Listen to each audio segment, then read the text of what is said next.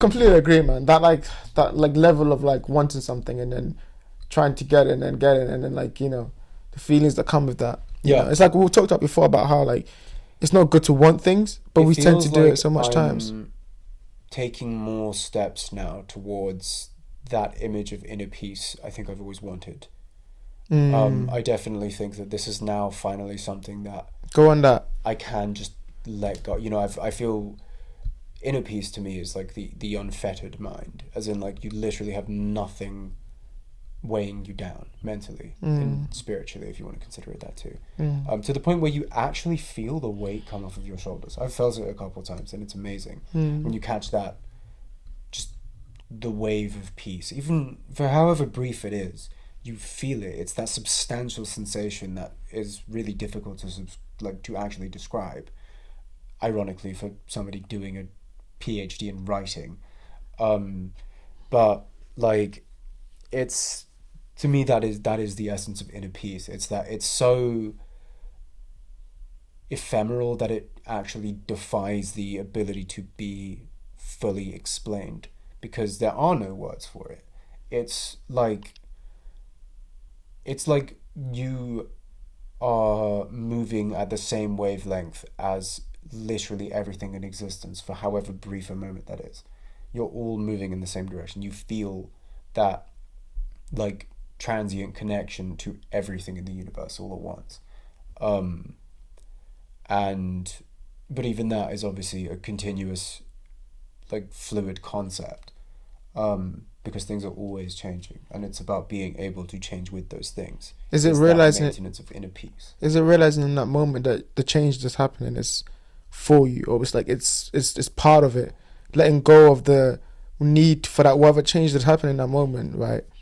Um, letting go of that and just understanding that okay, I'm just gonna, like you said, ride that wave, and because you can only do that for such a short amount of time, like when you recognize it, that that's what you're doing, and okay, I've done, and boom, it goes away. I think because life flushes back in, and then I think you that have to repeat that process again.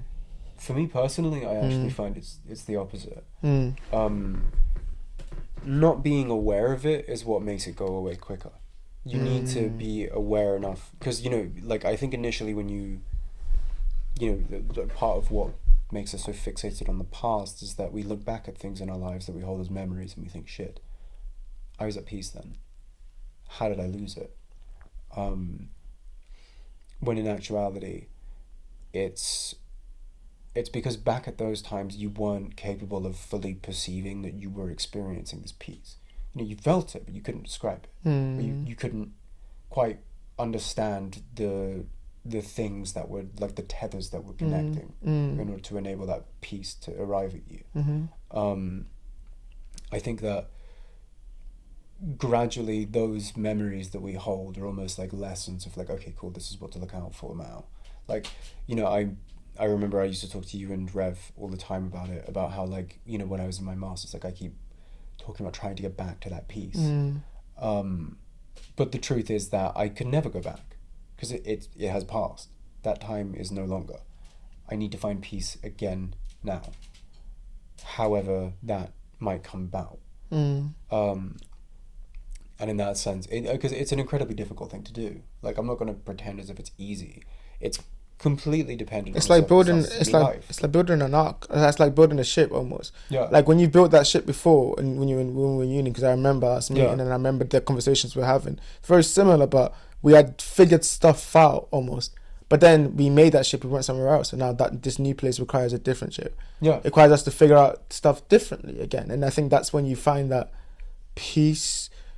I don't know if I think that's the goal actually. Now that I'm thinking about it, Peace is the goal. you know. Like, but it can be found anywhere at any time.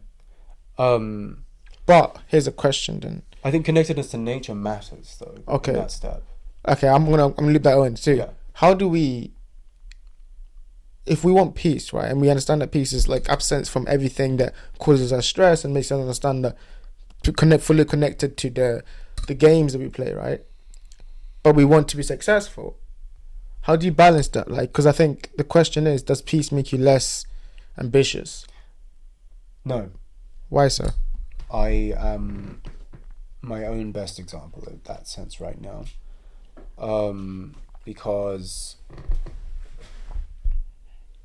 the passion that I held, I do not believe that you can achieve any, like, nothing is per se free, in the sense that, you know, not that everything needs to come to you at this grave personal cost, because again, that's incredibly fatalistic, and it makes out as if life is somehow against you.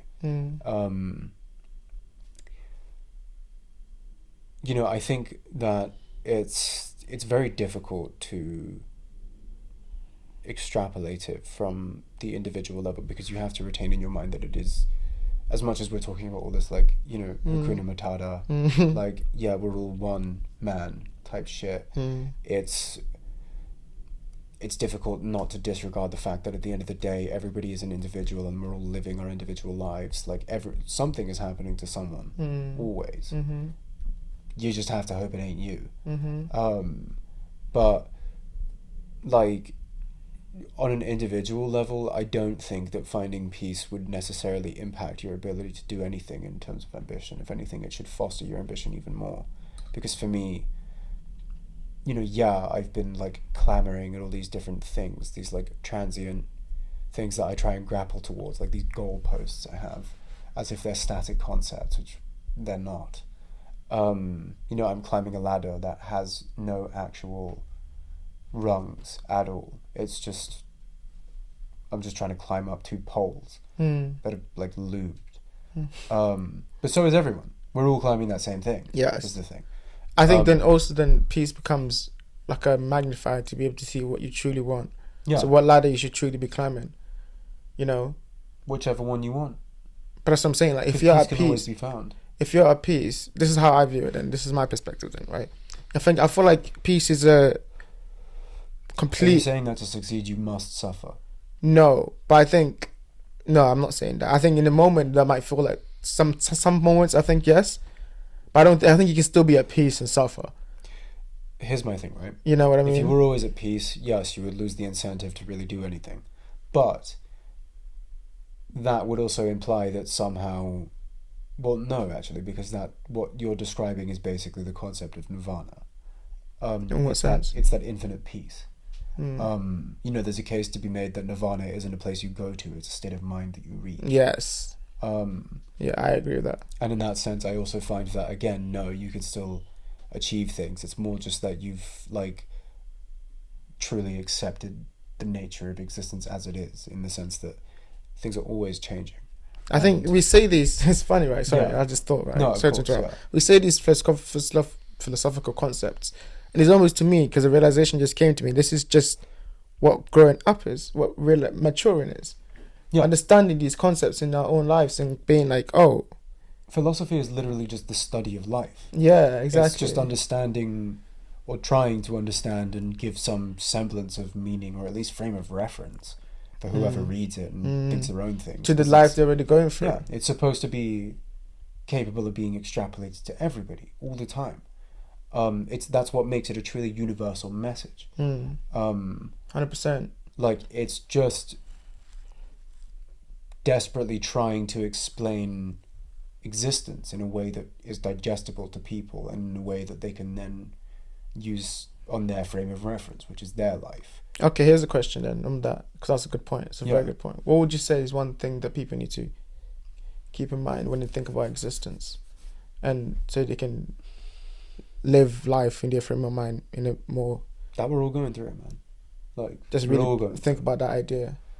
like that, and also just, like, not just be aware always, like try and retain in your mind that, like, you know, yes, this person who, like, farted in the train, like, that was kind of a dick move, but also, like, you know, what if, for example, hypothetically, they just found out that they had cancer and probably shat themselves. It's crazy imagery. But it's like, Yeah, and but Yeah. that's a hard thing to immediately turn around and be like, you know, like that. But that is the nuance of life. That could And be a like, possibility. yeah, that would work as an image for the nuance of life, basically, if you want to consider it that. So God, I understanding. really hope somebody rips that as a soundbite. I hope they don't. Specifically that. I hope, because even being here and this, No, hearing that on because headphones. It's such a. the Personally, imagery. I'm proud of that image. Jesus I'm proud of that Christ. image Because because you don't have that's to- a good comparison. Okay. Philosophically, that is a good hypothetical. That's okay. Cool. You can claim that one. Yeah, You on can the claim- nuance of life. Yeah, Yeah, you can on the claim nuance that. of life. They can look at this in history books Yeah. as the description of nuance of life. Yeah, Um. you could Okay. make a really funny like story out of that. Yeah. Like, yeah, that guy who just screamed racial profanities, he has dementia. Like, Okay. like, Okay. God. Okay. Let's bring this to an end because I know we got Yeah. other stuff today. Let's bring it all the way back to the beginning. Then, what's one thing that Duncan Russell taught you about how to approach life in a more aware way, and what you taken from your understanding of him as a person and his philosophies and shit?